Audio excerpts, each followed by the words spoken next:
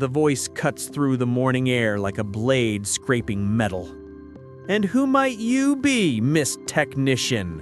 Coffee girl for the real soldiers?" The laughter erupts instantly. 8 Navy SEALs, all broad shoulders and confidence, fill the narrow corridor outside the UAV control room. At their center stands Admiral Ree, silver eagles gleaming on his collar, arms crossed like he owns not just this base, but the entire Pacific Fleet. The woman at the console doesn't flinch.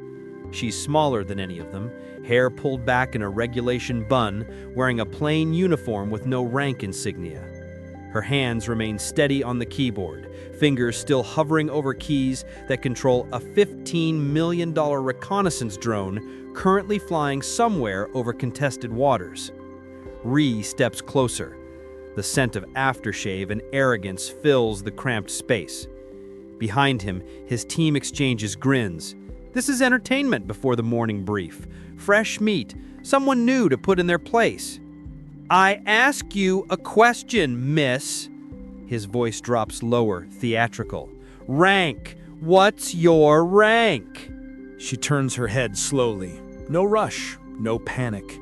Her eyes are the color of winter ocean, and when they meet his, something flickers across Reese's face. Just for a heartbeat, then it's gone, replaced by that familiar smirk. "Higher than yours, sir." Her voice is quiet, level, each word measured. "You just don't know it yet." The corridor goes silent. Someone coughs. A boot scuffs tile. The hum of the air conditioning suddenly seems deafening. Then Reese throws his head back and laughs. It's the kind of laugh that invites everyone else to join in. And they do. Nervous at first, then louder, eager to be part of the joke. "Cute!" He leans against the doorframe, blocking her exit. "Real cute. Maybe I'll give you a uniform after you polish my boots." The woman returns to her screen. Her breathing follows a deliberate pattern. 4 counts in, hold for 4. 4 counts out, hold for 4. In the corner of the room, hunched over a maintenance log, Master Chief Roy Garrett watches this exchange from beneath heavy gray eyebrows. He's 62 years old, been in the Navy since before most of these kids were born, and he's seen enough to know when something doesn't add up. The way she holds that tablet, 3 fingers on the base, thumb and index supporting the edge, that's not how civilians grip equipment. That's not even how regular Navy handles gear. That's the hold they teach at advanced tactical schools, the kind where you learn to operate under fire, where dropping your equipment means mission failure, where muscle memory has to override panic. Garrett's pen stops moving. He doesn't look up, doesn't give anything away, but his jaw tightens. The woman saves her work with 3 quick keystrokes, no hesitation, no need to check the manual. The encryption protocols on these systems change monthly, require authentication codes that take most operators 5 minutes to input correctly. She does it in under 10 seconds. You know what I think? Reese pushes off the doorframe, steps fully into the control room.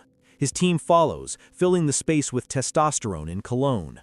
"I think someone made a mistake letting you in here. This is a secure facility. SEAL operations only." She stands. The movement is economical, balanced. When her hands fold behind her back, they settle into a position that's exactly regulation. Not approximately, not close enough, exactly at ease. The way it's drilled into you until your body remembers it decades later. I'll make this simple. Reese is enjoying himself now, playing to his audience. You've got about 30 seconds to explain what a tech support girl is doing with access to my UAV systems before I call security and have you escorted out. 28 seconds, Lieutenant Hayes adds helpfully. He's young, ambitious, the kind who laughs loudest at his commanding officer's jokes. She reaches into her chest pocket. The movement makes Reese's hand drift toward his sidearm. Instinct, but she's only pulling out a laminated card. Standard issue, the kind every contractor and civilian employee carries on base. "Technical consultant," she says, handing it to him. "Cleared for all non-combat systems." Reese examines the card like it might be counterfeit, holds it up to the light, checks the holographic seal. Everything's in order. It has to be, she wouldn't be here otherwise. But something about this doesn't sit right with him. And men like Reese don't like things that don't sit right. Well, Miss Consultant? He flicks the card back at her. It hits her chest and falls. She doesn't move to catch it. I don't care what this says. You stay in your lane. That means you don't touch tactical systems, you don't access classified files. You fix computers when we tell you they're broken, and you stay out of the way when real operators are working. Understood, sir. She bends to retrieve her ID. As she straightens, her sleeve rides up just enough to expose the inside of her left forearm. There's a scar there, not the clean line of surgery, something jagged, irregular, the kind that comes from shrapnel, from being too close when something explodes. Chief Warrant Officer Klain sees it, his eyes narrow. He's been deployed enough times to recognize blast patterns on human skin, but Reese is already moving, already dismissing her from his mind. He's got a briefing in 15 minutes, a training exercise to oversee, a whole base of people who snap to attention when he walks past. Why waste time on some contractor who probably got her job through connections rather than capability? Lieutenant Hayes. Reese pauses at the door. Make sure our friend here gets the message. This control room is off limits unless she specifically requested, and that needs to come through my office first. Yes, sir? Hayes grins at the woman. Don't worry, miss. We'll find you something more suitable. Maybe the commissary needs help, or there's always laundry. More laughter. They file out, voices fading down the corridor. Someone mentions breakfast. Someone else has a joke about contractors. The door swings shut. The control room returns to its baseline hum, servers processing data, cooling fans pushing air. Outside, through reinforced windows, the Hawaiian sun climbs higher over runways and hangars in the distant blue immensity of the Pacific. Garrett hasn't moved from his corner. He's still holding his pen, still pretending to review maintenance logs. But his eyes track the woman as she returns to her station, settles back into her chair, pulls up the same diagnostic screen she was running before the interruption. Her hands return to the keyboard. That grip again, that specific, unmistakable hold. Been at it long? His voice is rough from decades of shouting over engine noise and gunfire. She doesn't startle, doesn't even pause in her typing. Long enough, Master Chief. She knows his rank without looking at his uniform. Interesting. Those encryption protocols. He taps his pen against the logbook. Most folks need the manual. Take them 10, 15 minutes to authenticate properly. I've worked with similar systems before. Similar. Garrett nods slowly. That's one word for it. She finally looks at him. Really looks. And there's a calculation happening behind those eyes. An assessment of risk and necessity, and how much this particular conversation might cost her. Is there something I can help you with, Master Chief? Just curious. He closes his logbook, stands with the careful movements of a man whose knees remember too many parachute landings.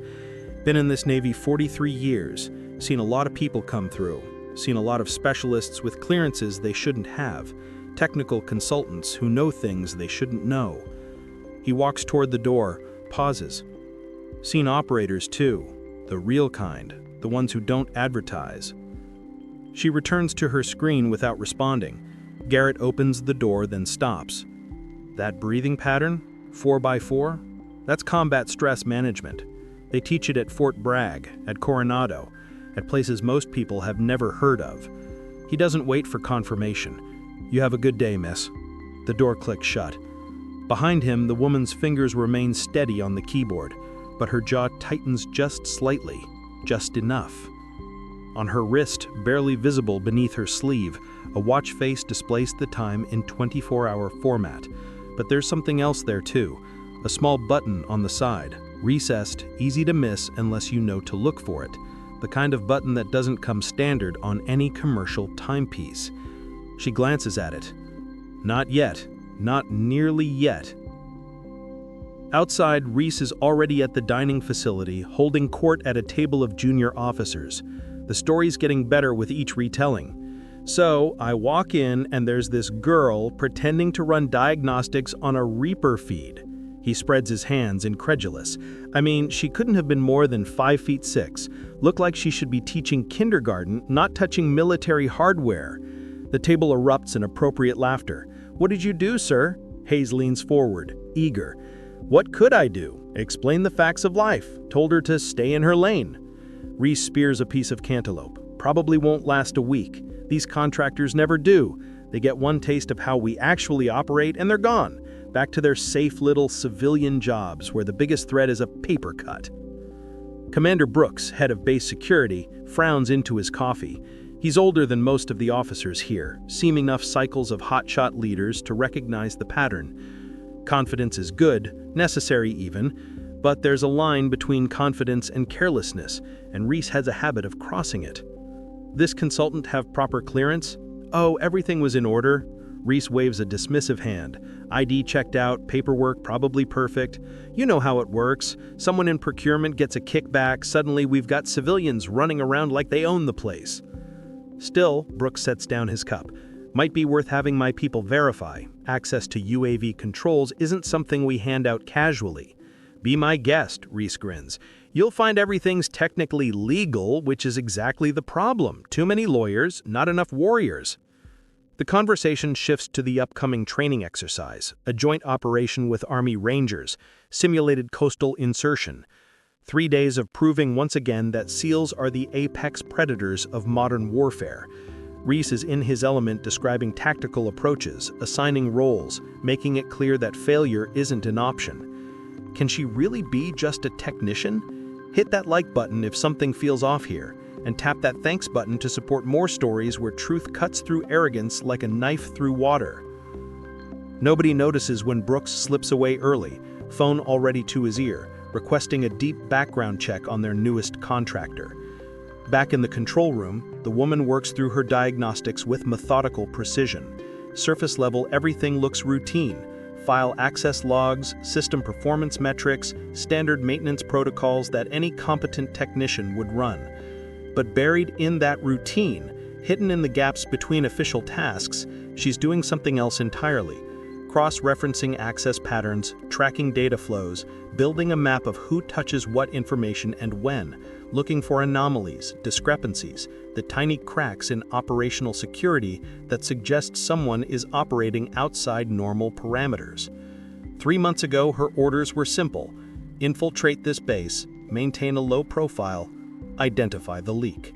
Someone at this facility has been selling classified tactical data to private military contractors. Not just selling it, packaging it beautifully. Timed releases that maximize damage while minimizing traceability.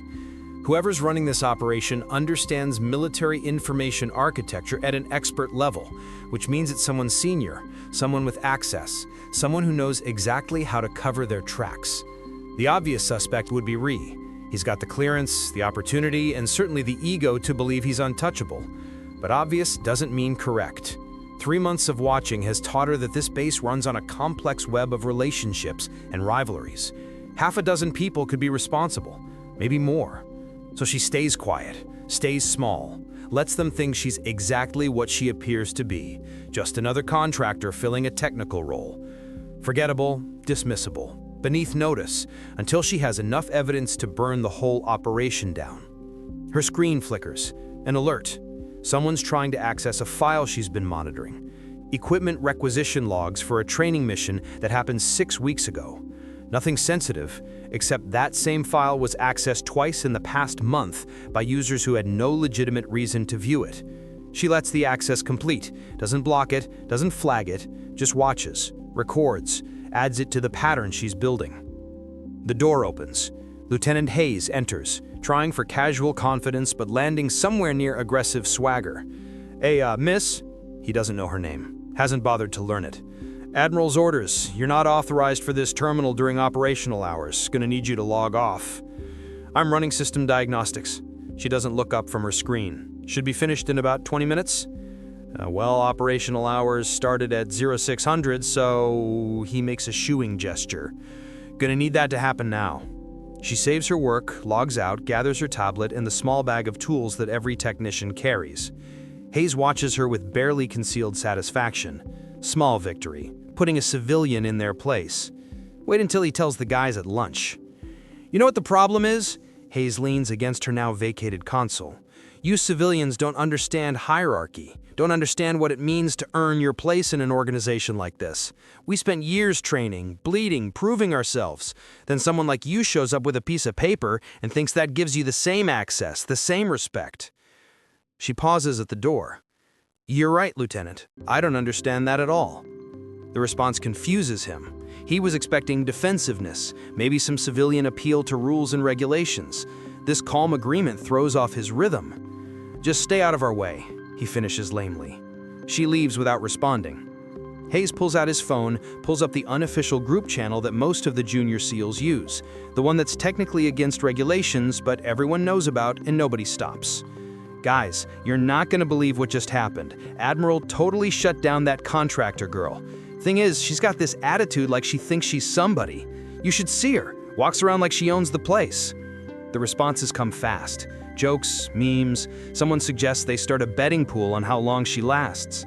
Someone else proposes making her the unofficial coffee runner. Harmless hazing, the kind every outsider goes through. She'll learn to laugh along, or she'll leave. Either way, problem solved. The messages continue through the morning, spreading the story, embellishing details, creating a narrative where she becomes less person and more punchline. By lunch, half the base has heard about the contractor who tried to claim she outranked an admiral. The story is better than the truth, funnier, more shareable.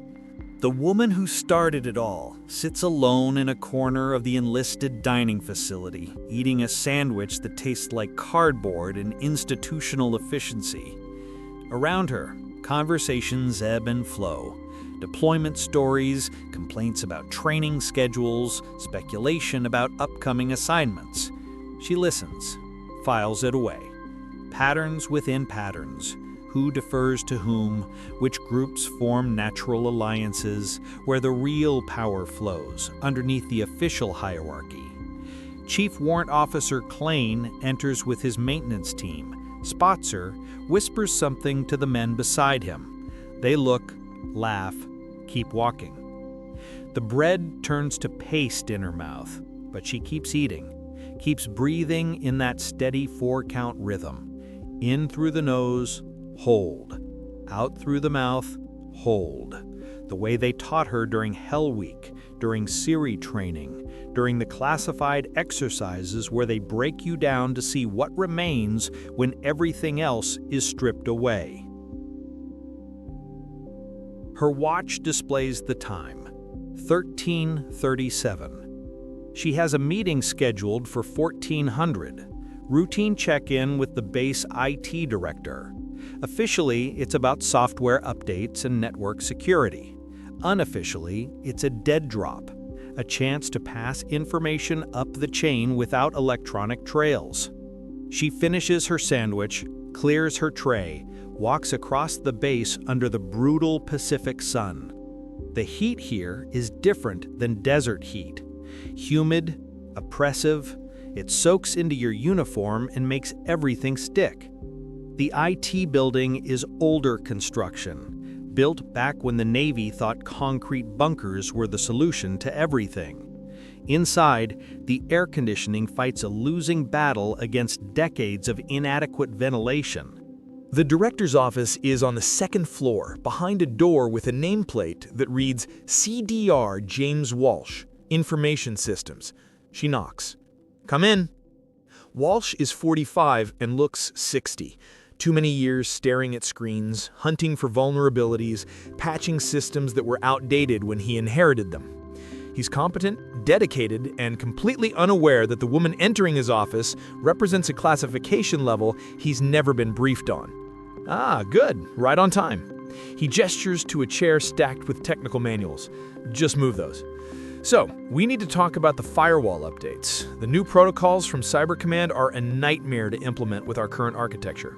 She moves the manuals, sits, pulls out her tablet.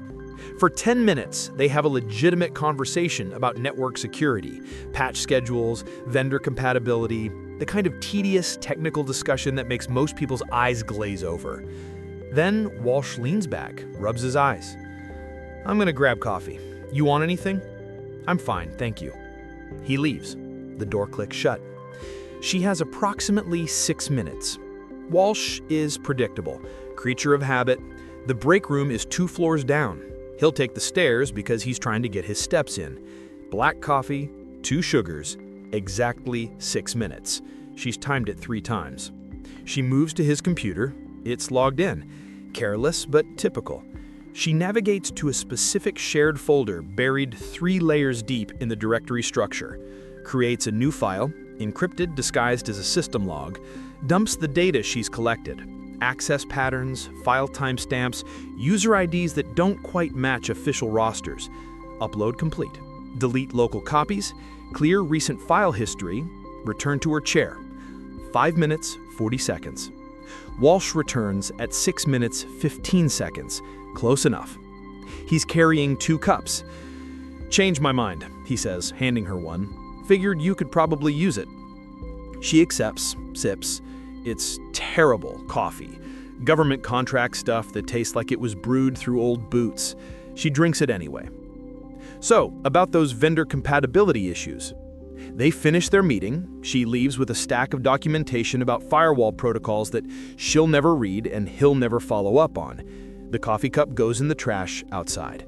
The real message is already racing up the chain of command, bouncing through encrypted servers, landing eventually on a desk at Fort Meade, where someone with more stars than Walsh will ever see decides whether her intel justifies further action. The afternoon brings new indignities. Brooks's security team pulls her aside for additional ID verification. Perfectly legal, perfectly within regulations, also perfectly obvious harassment. She stands patiently while they photograph her credentials, run her fingerprints through databases she already knows she'll pass, ask questions they already know the answers to. "How long have you been on base?" 3 months. "And your previous posting?" "I'm a contractor. I don't have postings." "Right, previous contract then. Classified." That makes them exchange looks. Civilians claiming classification is always suspicious. Usually it means they're lying. Sometimes it means they're telling the truth and it's above your clearance to verify. "We'll need to confirm that. Contact the number on my clearance documentation." They will. They'll reach a very real office at a very real agency that will confirm she's exactly who she claims to be. The paperwork is immaculate. It has to be. People died to make this cover solid.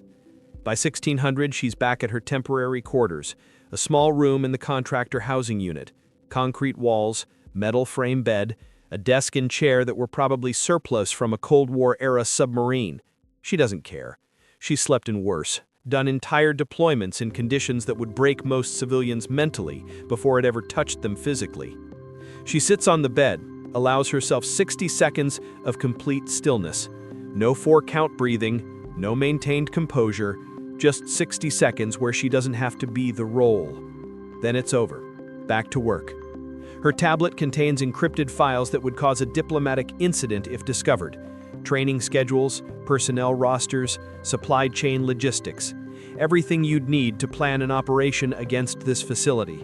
Everything someone selling secrets would want to acquire. She's not here to protect those secrets. She's here to find who's already stealing them. The pieces are starting to fit. Reese's aggressive need to control access. Hayes's nervousness around anyone who might see things they shouldn't. Klein's technical knowledge that goes deeper than his official role requires. Brooks's security checks that seem designed more to intimidate than investigate. Any one of them could be the leak. All of them could be involved. The only way to know for certain is to wait for them to make a mistake, to push hard enough that they reveal themselves trying to push back. Which means tomorrow needs to escalate. She needs to be in places she's not supposed to be, accessing systems that will trigger alerts, making enough noise that whoever's watching feels threatened enough to act. Outside her window, the sun sets over the Pacific in streaks of orange and purple. Somewhere out there, submarines patrol in silence. Carrier groups project power. Young men and women put themselves between civilization and chaos because someone has to, and they're willing. Most of them are good, dedicated, honorable. But not all. Never all. She sets an alarm for 0430, early enough to be on base before most people arrive. Early enough to be in the control room when the overnight shift logs off and the day shift isn't quite ready. Early enough to see what happens when she stops being careful. Sleep comes easily. Years of training taught her to rest when possible, because you never know when the next chance will come. 4 hours later, the alarm pulls her back to consciousness with the gentle insistence of a knife at the throat. She dresses in the dark, same plain uniform, same anonymous contractor appearance. Runs through a mental checklist that's become automatic. ID card, tablet, tools, the watch with its hidden button that she still hasn't pressed. Not yet. The base at 0500 is a different world. Skeleton crew, night maintenance, a few insomniacs and early risers. She moves through the dim corridors like water, finding the path of least resistance. The control room is locked, but her access card works. Inside, the overnight operator is half asleep, monitoring automated systems that haven't required human intervention in hours. "Morning," she says quietly. He startles. "Jesus. Morning." He's young, probably his first posting, still nervous around anyone who appears unexpectedly. "You're early." Diagnostics run better with light system traffic, right? Yeah, makes sense. He's already packing up, eager to hand off responsibility and get to breakfast. "Everything's green. Feeds are nominal. Had one hiccup on the satellite uplink around 0300, but it auto-corrected. I'll check the logs." Cool. I'm out then." He leaves. She's alone. The control room hums its familiar song. She moves to the main console, pulls up system access logs, not the surface-level stuff, the deep architecture, user authentication records, file transfer protocols, the digital fingerprints that people think are invisible but never truly are. There's an access spike at 0300, right when the uplink hiccuped. Someone logged in remotely, pulled data, not much, a few kilobytes. Probably looked like routine telemetry to anyone glancing at the logs. Except the access came from an IP that traces back to the Admiral's office. At 0300 in the morning, when the building is locked and alarmed and supposedly empty, she photographs the screen with her tablet. Encrypted storage, chain of custody, evidence that will hold up when this eventually reaches courts-martial proceedings. "What are you doing?" She doesn't jump, doesn't close the screen, just turns calmly. Klein stands in the doorway, maintenance bag over his shoulder, suspicion written across his face like accusation. "System diagnostics," she says. "Someone's been accessing files outside normal parameters. You're not authorized for security reviews. I'm not conducting a security review, I'm checking system integrity. Looks like a security review to me." He steps closer, peers at her screen. His expression shifts. He recognizes what he's seeing, understands the implications. For a moment, neither speaks. The air conditioning whispers. A server fan clicks into higher speed. "You need to log off," Klein says finally. "Now." "In a moment." "No, now." His hand moves toward the radio on his belt. "Or I'm calling this in." She saves her work, logs off, stands. "Chief Klein, if someone on this base is compromising classified systems, wouldn't you want to know? What I want is for contractors to stay in their lane. What I want is to not have to explain to my commanding officer why some civilian is digging through access logs at 0500 in the morning." "Fair enough." She moves toward the door. He blocks her path. Not aggressively, just there. A wall of uncertainty trying to decide if she's a problem that needs escalating. "Who are you really?" he asks quietly. "Exactly who my ID says I am. Your ID says you're a technical consultant, but technical consultants don't run security audits, don't know how to read authentication protocols at this level." He's not stupid, probably never was, just playing his part in a system he trusts. "I've been doing this job for 12 years. I know what normal looks like. You're not. Maybe that's because normal is broken. Or maybe you're a plant. Industrial espionage happens more than people think. Contractors get hired by competitors, by foreign intelligence, by people who want exactly what you're looking for." His hand tightens on his radio. "I should have you arrested right now." "You should, but you won't." "Why not?" "Because some part of you knows something's wrong here. You felt it.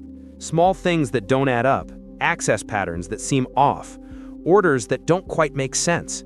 She holds his gaze. "You're good at your job, Chief. Good enough to notice the discrepancies, not quite senior enough to do anything about them. His jaw works. Get out. She leaves. Behind her, Klein stands in the control room, radio in hand, trying to decide which is more dangerous, trusting a stranger or ignoring his instincts. By 0600, the base wakes fully. Morning PT, breakfast rushes, the organized chaos of a military installation starting its day. She's at the enlisted dining facility when Ree enters with his usual entourage. He spots her immediately. Something about the recognition feels deliberate, like he's been looking for her. Well. He changes course, approaches her table. Didn't expect to see you still around. She looks up from her oatmeal. Still around, sir? I heard you were in the control room early. 0500 before authorized access hours, running diagnostics as requested. Funny, I don't remember requesting diagnostics at 0500. He sits down across from her without invitation. His team hovers nearby, watching. What I remember is specifically telling you to stay away from tactical systems. The systems I was reviewing weren't tactical, they were administrative access logs, which you have exactly 0 authorization to review. Is she about to get thrown off the base? Drop a comment. Do you think she's legit, or is Reese right to be suspicious? If there's a security concern, I'm required to report it. Security concern. Ree laughs. It's the kind of laugh designed to humiliate, loud enough for nearby tables to hear. Let me tell you about security concerns, sweetheart. My security concern is unauthorized personnel accessing sensitive systems and then hiding behind bureaucratic excuses when they get caught. I'm not hiding. No, you're just sitting here eating oatmeal like you didn't just violate about 6 different protocols. He leans forward. Here's what's going to happen. You're going to finish your breakfast. Then you're going to pack your things. Then you're going to be escorted off this base. And if you're very lucky, we won't press charges for the attempted data breach. I haven't breached any data. Chief Klein says otherwise. So, Klein called it in. Disappointing, but not surprising. Then Chief Klein should present his evidence through proper channels. Proper channels. Reese's face darkens. You think you can lawyer your way out of this? You think citing regulations means anything when you've been caught red-handed? She meets his eyes, holds them, lets the silence stretch until it becomes uncomfortable. With all due respect, Admiral, if you're going to make accusations, you should probably have your facts straight first. My facts are straight. You were in a restricted system at an unauthorized time, looking at files you have no clearance to access. System access logs aren't classified. They're administrative records. Any user with basic clearance can view them. Not at 0500 they can't. The time of day doesn't change the classification level. Reese's hands flatten on the table. You're done. I'm calling security. You'll be detained pending investigation. He pulls out his radio, keys it. Base security, this is Admiral Ree. I need a detention team at the enlisted DFAC immediately. We have a contractor in violation of security protocols. The response crackles back. Copy that, Admiral. Team en route. She doesn't run, doesn't argue, just sits there, breathing in that steady 4-count rhythm, watching him with those winter ocean eyes. Within 3 minutes, 4 MPs arrive. Body armor, sidearms, the full intimidation package. Sir, the senior MP salutes Ree. This contractor has been accessing classified systems without authorization. I want her detained and investigated. Yes, sir. The MP turns to her. Ma'am, I'm going to need you to stand up slowly and keep your hands visible. She complies, sets down her spoon, pushes back from the table, stands with her hands at her sides, relaxed, non-threatening. The dining facility has gone quiet, everyone watching. This is the story that'll be told all day. The contractor who thought she was something special, getting exactly what she deserved. Hands behind your back, please. She complies again, feels the zip ties go on. Not tight enough to cut circulation, but secure enough to prevent any sudden movements. Do you have any weapons or contraband on your person? No. We're going to search you anyway. Of course. They're professional about it. Quick pat down, check her pockets, confiscate her tablet, her ID, her phone. The watch stays on. Nobody thinks to check it. Why would they? It's just a watch. Where are we taking her, sir? The MP asks Ree. Holding facility, Cell 3. I want her isolated until we can get a full investigative team together. Cell 3 is for criminal detainees, sir. Did I stutter? No, sir. They escort her out through the dining facility, across the courtyard, past morning formations and curious stares. Someone takes a photo, probably already posting it to social media, probably already viral in certain circles. The holding facility is a low concrete building near the base perimeter, designed for temporarily detaining personnel awaiting transport to more permanent facilities. It has 6 cells, a processing area, and the distinct smell of disinfectant, failing to cover older, less pleasant odors. Cell 3 is 8 by 10 feet. Concrete walls, metal bench, toilet without a lid. Toilet. A small window near the ceiling that lets in light but shows only sky. They cut the zip ties, lock the door, leave her alone. She sits on the bench, closes her eyes, lets her head rest against the wall. This is the near-fail moment, the point where anyone watching from the outside would think she's finished, caught, game over. Except games have rules, and she's about to show them they've been playing the wrong game entirely. Her watch displays 14:37. In 23 minutes, someone very important is going to notice she missed a scheduled check-in. In 63 minutes, protocols she set in motion 3 months ago will activate automatically. In approximately 2 hours, Admiral Ree is going to learn the difference between authority and power. She controls her breathing. 4 in, hold 4, 4 out, hold 4. Somewhere above her, through the small window, a jet screams across the sky. Routine training flight. Young pilots learning to push machines to their limits, trusting that the Navy that trained them has their backs. Most of the time it does, but not always. Not when the corruption comes from the top. Not when the people meant to protect the system are the ones feeding on it. The door opens. Commander Brooks enters carrying a file folder. He looks uncomfortable. I need to ask you some questions. Am I being charged with something? That depends on your answers. He sits on the opposite end of the bench. What were you doing in the control room at 0500? System diagnostics. Why at 0500? Light traffic? Better performance data. You accessed user authentication logs. That's part of system diagnostics. Not according to Chief Klein. Chief Klein is mistaken about the scope of my authorization. Brooks opens the folder. Inside are printouts of her access records. Everything she touched, everything she reviewed. It looks damning. Designed to look damning. These logs show you specifically targeting files related to Admiral Ree's office. The logs show our reviewed anomalous access patterns. Those patterns happen to originate from that office. And you didn't think to report this through proper channels? I was gathering data to determine if there was anything worth reporting. That's not your job. Actually, it is. She holds his gaze. My contract specifically requires me to report security vulnerabilities. Accessing an admiral's files isn't reporting vulnerabilities, it's espionage. I didn't access his files. I reviewed access logs showing someone using his credentials to access classified data at 0300 in the morning. That makes Brooks pause. Explain. Someone logged in remotely using Admiral Ree's authentication, pulled data, then logged out.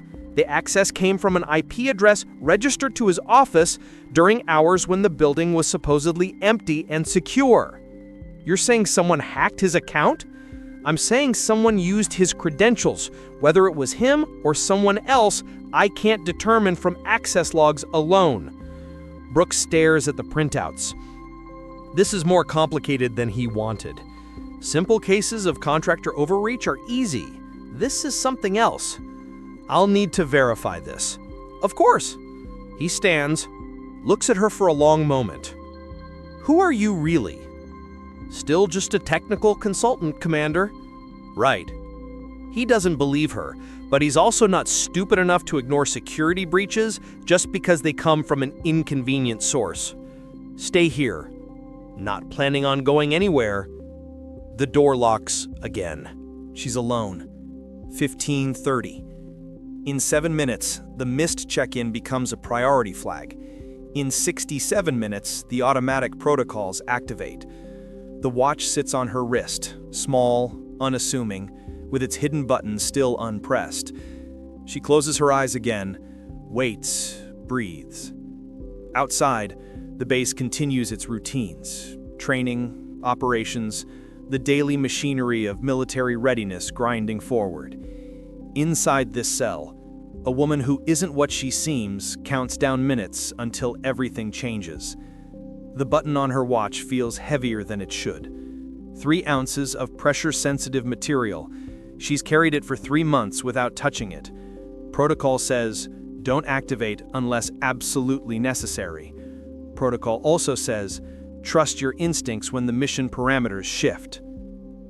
1600 hours arrives with the precision of mathematics. Somewhere in Fort Meade, an encrypted system registers her missed check-in. Somewhere in the Pentagon, an alert reaches a desk that monitors operations most generals don't know exist. The door to Cell 3 opens. Hayes stands there with 2 MPs, all of them looking stressed. You come with us. She stands. Am I being charged? The Admiral wants to talk to you now. They don't bother with restraints this time. Just escort her quickly through corridors painted in emergency red light.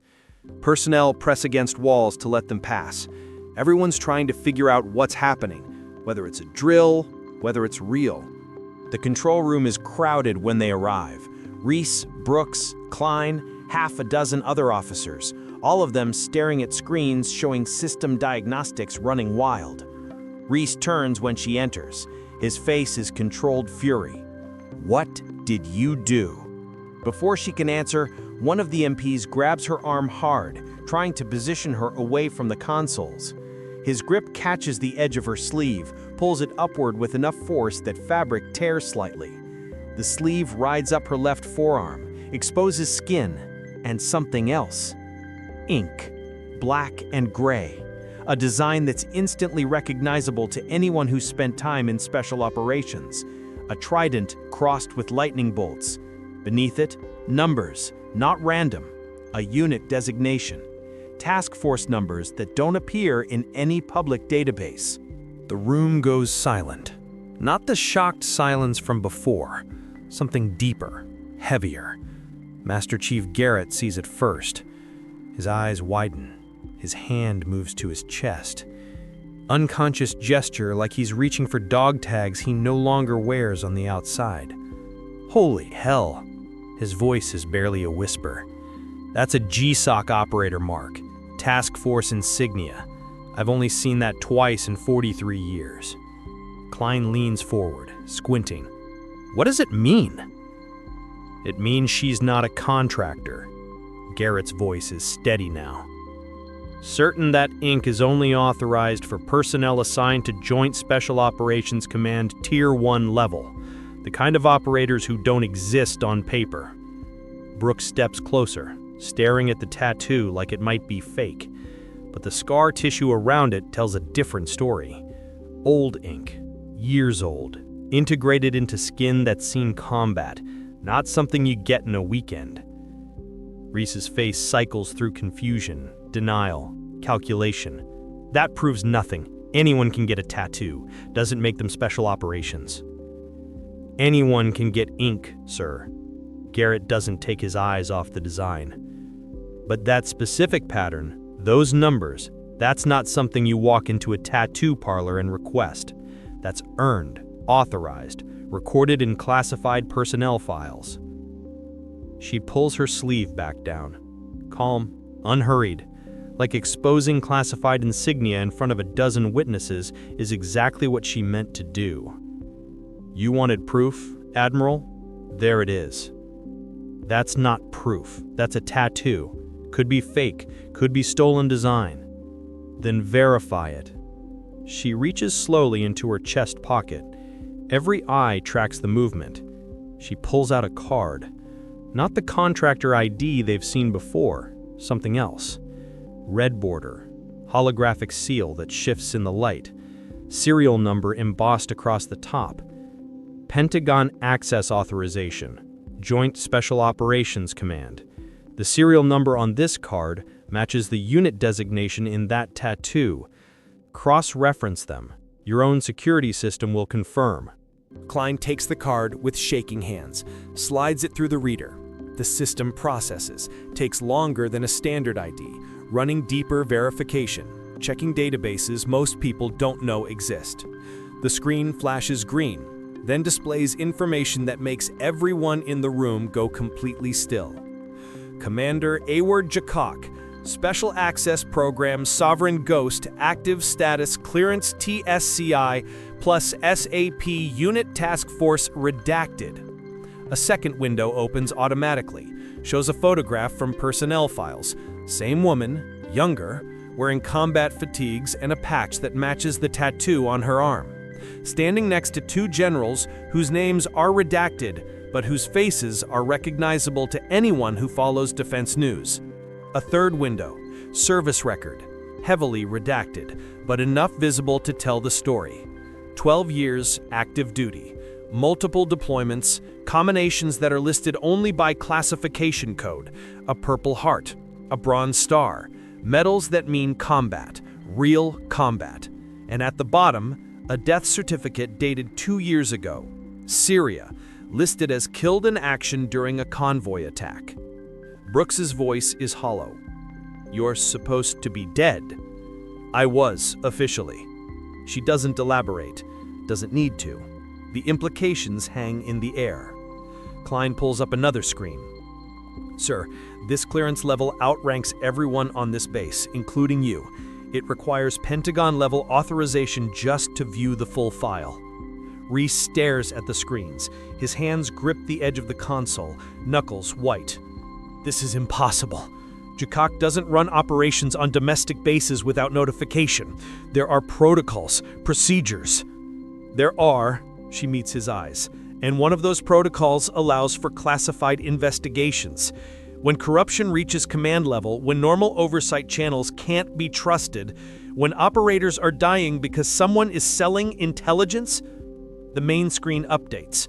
The system audit that's been running in the background completes its analysis. Data cascades across multiple windows, file access logs, transfer records, authentication timestamps, all of it color-coded, green for normal, yellow for questionable, red for violations. There's a lot of red, and most of it traces back to one set of credentials that's fabricated. Reese's voice has lost its certainty. Someone planted that data. The authentication includes biometric verification. Sir, Klein's voice is mechanical, like he's delivering a diagnosis he doesn't want to believe. Fingerprint, retinal scan, time-stamped access from your personal terminal. These aren't simple password hacks. A new window opens, shows real-time correlation analysis. Every file Reese accessed cross-referenced against intelligence reports of compromised operations. Each match highlighted, time-stamped, documented. The correlation percentage climbs, 70%, 80, 93. Sir, Klein sounds like he's going to be sick. This shows that every time you accessed specific tactical files, operations failed within 72 hours. The pattern is statistically impossible to explain as coincidence. Brooks has his hand near his sidearm now, not drawing, just ready. Admiral, I need you to step away from the console. This is insane. But Reese is backing away, cornered, desperate. You're all believing fabricated evidence over 12 years of service, 30 years of service. Ward's voice cuts through. You had 30 years, built a career, earned respect, then threw it away selling intelligence to private contractors, getting operators killed for what? Money? I never... Project Nexus. Nexus Strategic Solutions. You've been transferring classified data to them for 8 months. The financial records show payments matching the transfer timeline. Every time you pulled files, money appeared in accounts you thought were untraceable. Another window opens. Bank statements, wire transfers, shell companies. All of it documented, all of it damning. Outside, the sound of rotors grows louder. Multiple aircraft approaching fast. Everyone moves to the windows. 4 Black Hawk helicopters descending toward the base helipad. Not standard transport. Command birds, the kind reserved for flag officers and emergency deployments. Ree's face goes pale. Who did you call? I didn't call anyone. The protocol did automatically when I missed my 1600 check-in. She watches the helicopter settle. Standard procedure for deep cover operations. Missed check-in triggers immediate response, ensures the asset is secure and evidence is preserved. The helicopters touch down. Doors open. 4 figures emerge. Even at this distance, the stars on their uniforms catch the light. Generals moving with the kind of purpose that suggests this isn't a social visit. Ree turns back to Ward. Something in his expression shifts, desperation replacing everything else. We have 45 minutes before the lockdown backup power fails. You want to do this right? Fine, but we need to secure the evidence before the system goes dark.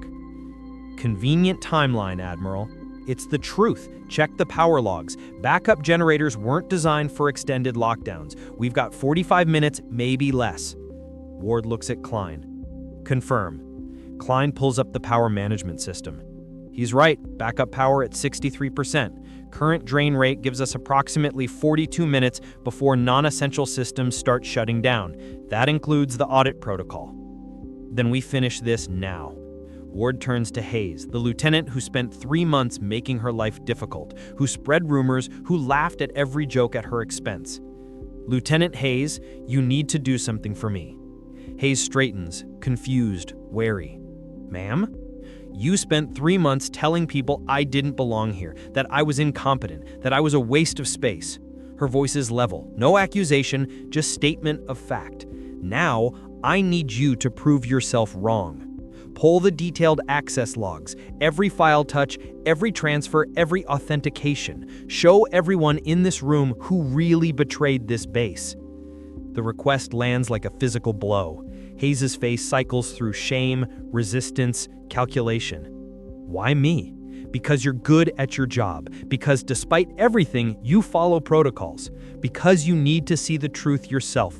And because when this is over, when people ask what happened here, I want them to know that the people who doubted me were the ones who helped expose the real threat. Hayes looks at Ree, at Brooks, at the screen showing evidence he doesn't want to believe, then back at Ward. Yes, ma'am. He moves to a terminal. Fingers fly across the keyboard, pulling logs, cross-referencing, building the timeline that's been hiding in plain sight for 8 months. The room watches in silence. 41 minutes remaining. Got something? Hayes' voice is tight.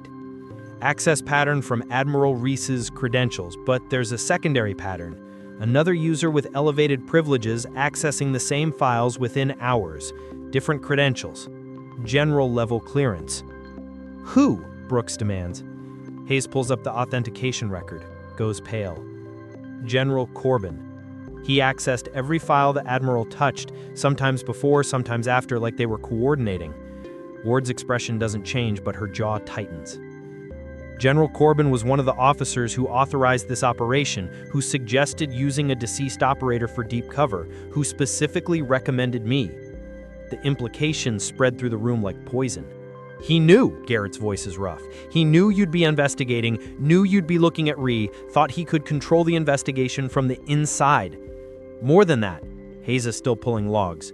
General Corbin accessed the intelligence briefing that sent Commander Ward's convoy into that kill zone in Syria. 2 hours before the operation, he modified the route, changed the threat assessment, made it look like updated intelligence. The control room goes silent except for the hum of electronics and cooling fans. Ward closes her eyes for 1 beat, opens them. He tried to kill me. When that failed, he tried to use me, put me in position to catch Reese while he stayed protected. We need to inform the arriving command. Brooks reaches for his radio. Wait, Ward holds up a hand. Let them come to us. Corbin doesn't know we've made the connection yet. If we tip our hand too early, he disappears into layers of classified protection. 38 minutes remaining. The control room door opens. 4 generals enter. They're not wearing combat gear. Service dress. Immaculate. Professional. The kind of appearance that says, this is official business at the highest level. The lead general is a woman, 3 stars, silver hair pulled back tight, eyes like flint. She surveys the room with an expression that's seen every variation of corruption. Behind her, 3 more flag officers, 2 men and a woman, all wearing stars and combat ribbons, and the weight of command. Master Chief Garrett sees them and goes rigid.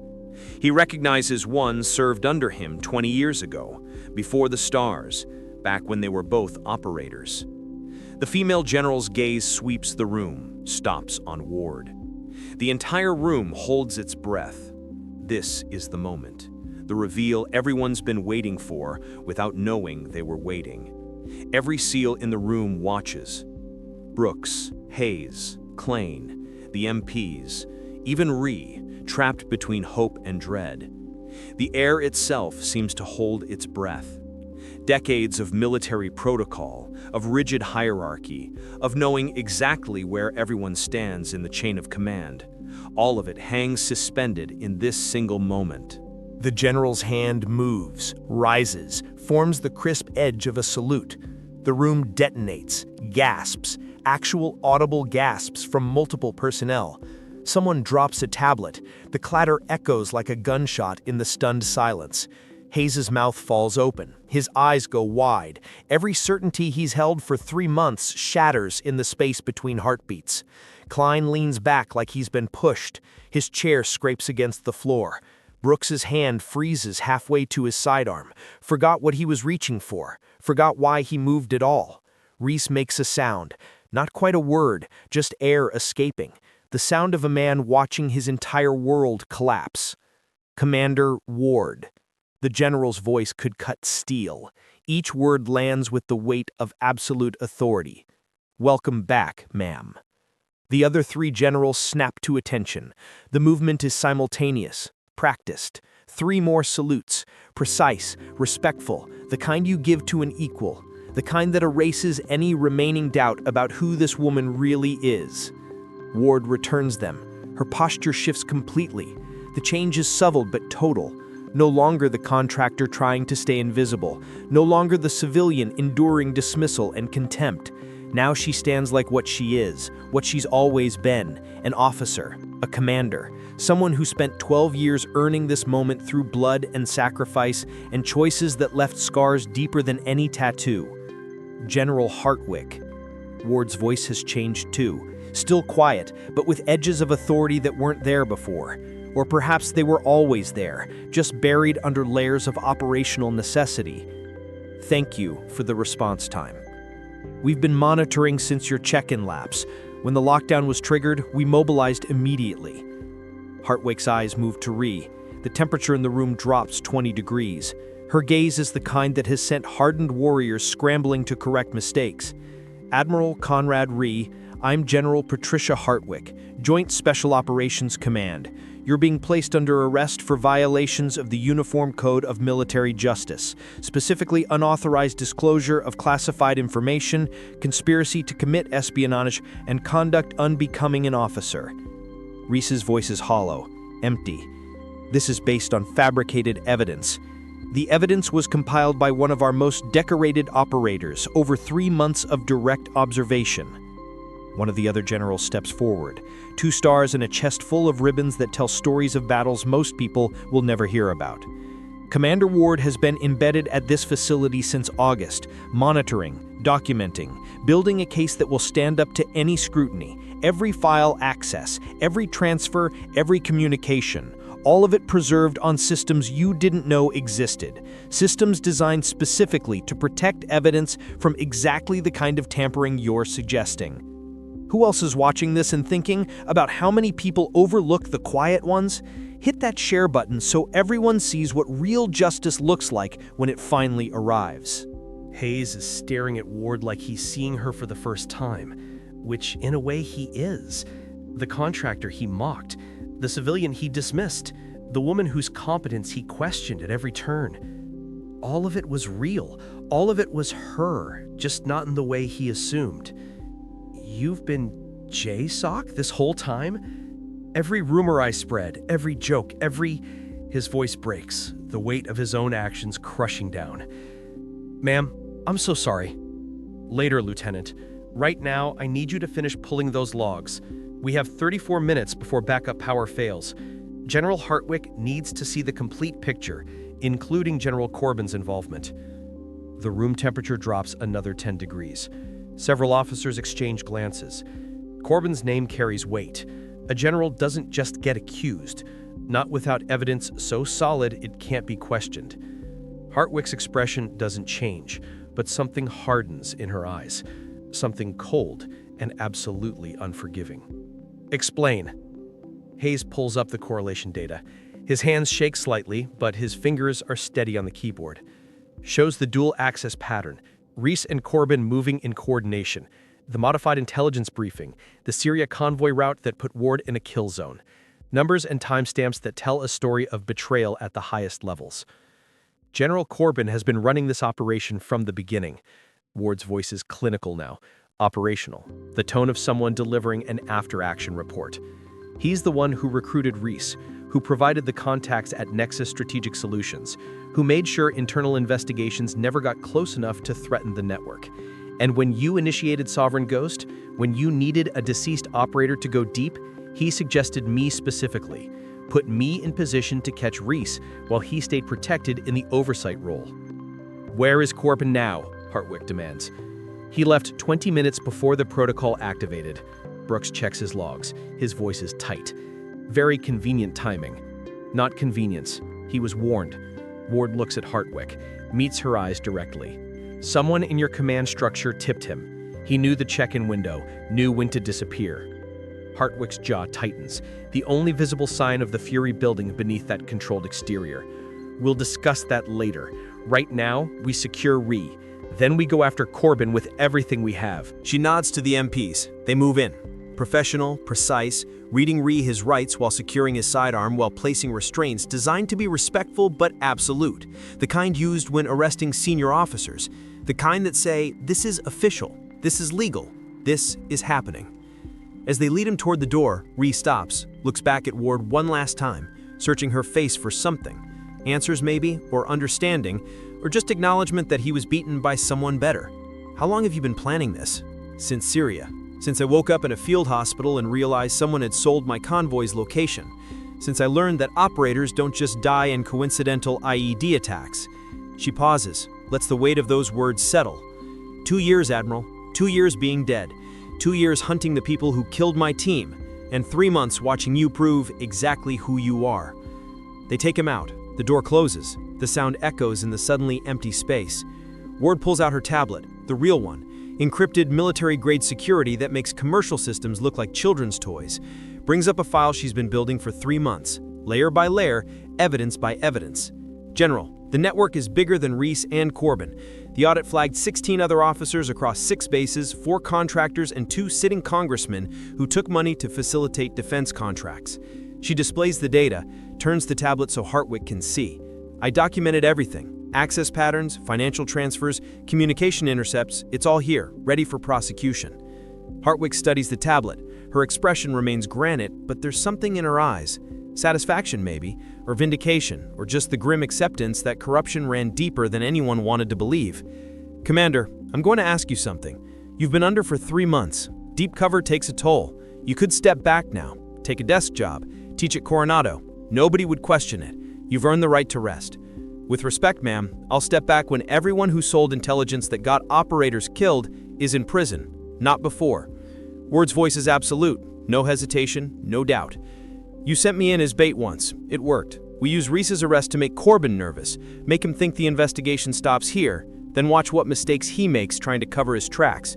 That's a longer operation, could take months, could take years. I'm aware. I'll do whatever it takes, however long it takes." The third general, who hasn't spoken yet, smiles slightly. There's pride in that expression, and respect. "She's got your stubbornness, Patricia. That's what happens when you recruit them this dedicated." Hartwick doesn't disagree. "We'll brief you tomorrow on next steps. For tonight, you're officially Commander Ward. Enjoy it while you can." "Yes, ma'am." Dismissed. Ward salutes, turns to leave, stops when Garrett steps forward, the old Master Chief who saw through her cover from the beginning. "Ma'am, permission to speak?" "Granted, Master Chief." That tattoo, that grip on the UAV controller, the breathing pattern. I knew something was off but couldn't place it. He comes to full attention, salutes properly, with the kind of precision that comes from decades of service. Should have recognized JSOC training. I went through Bragg myself back in '98. You served with distinction, Roy. Your record is exemplary, and you could have exposed me several times, but chose not to. Thank you for trusting your instincts. Figured if someone went to that much trouble to hide, they had reasons, good ones. He drops the salute. His voice softens. Welcome home, Commander. Thank you, Master Chief. She leaves, walking through corridors, starting to return to normal. The lockdown is lifting, personnel emerging from emergency stations, confusion written on faces, questions being asked, the base beginning to breathe again after hours of lockdown tension. But whispers follow her, story fragments already forming, growing and spreading through the base like wildfire. The contractor who wasn't, the ghost who outranked an admiral, the operator who came back from the dead. By 1900, she's back in her temporary quarters, the small concrete room that's been home for 3 months. Sits on the metal bed, allows herself 60 seconds of stillness, no performance, no maintained composure, no 4-count breathing or careful positioning. Just 60 seconds of being herself, of letting the weight settle, of acknowledging what just happened. Then her tablet chimes. Secure message. She opens it. The message shows Consequence Cascade Implementation. Immediate actions against Ree, personal surveillance on Corbin, professional investigation across 12 facilities, institutional reforms throughout JSOC, legacy recognition for the operation. Everything documented, everything official, everything real. She reads it twice. The cascade is real, spreading through the system like antibodies fighting infection. Not perfect, never perfect, but better, measurably better. A second message arrives. Different sender, unknown origin. The subject line makes her blood run cold. Tower 4 sends regards. No text, just an attachment. An image file, grainy. Shows a compound in Syria. Coordinates visible in the corner. Date stamp from 2 years ago. Her convoy route marked in red. The path they took. The kill zone they entered. All of it documented by someone who knew, who watched, who waited. And in the corner, barely visible, a figure watching from a rooftop. Too distant to identify, but holding something. A radio maybe, or a phone, or a detonator. Someone was there. Someone watched her convoy drive into that kill zone. Someone who coordinated the attack. Someone who's still out there, still operating, still thinking they're safe because they've avoided detection for 2 years. They're wrong. She's patient, she's thorough, and she never stops hunting. She lies down on the metal bed, closes her eyes, breathes in that steady 4-count rhythm one more time. The rhythm that kept her alive in Syria, that kept her focused during 3 months of humiliation, that will carry her through whatever comes next. Tomorrow brings new briefings, new missions, new shadows to hunt, new ghosts to become. But tonight belongs to truth. Incomplete truth, maybe. Partial truth, but truth nonetheless. The kind that says, some battles are won even when the war continues. The watch on her wrist displays 2200. In 10 hours, she'll receive new orders. In 11 hours, she might become someone else again. Another identity, another mission, another version of herself deployed in service of something larger. But for now, she's Commander Elise Ward. She served, she won, and the mission continues. The memorial wall at Bragg will list her name with a notation most people won't understand. Return to active service. Classification restricted. The operators who see it will know, will understand, will raise a glass to the ghost who came back, who proved that death is sometimes just another form of deployment. Justice isn't loud, it's patient. It moves in shadows and documentation. It breathes in 4-count rhythms learned under fire. It wears whatever face necessary to get close enough to strike. And it never stops, never rests, never quits, until every corruption is burned away. Until every operator who died because someone sold intelligence is accounted for. until the system that's supposed to protect warriors is worthy of their sacrifice. They mocked her rank. They forgot she outranked their corruption. The stars wheel overhead. Constellations she learned to navigate by during survival training. Fixed points in a universe of variables. Time moves forward. Always forward. Never back. And Commander Elise Ward closes her eyes and rests. Tomorrow brings new ghosts to hunt. But tonight, truth is enough.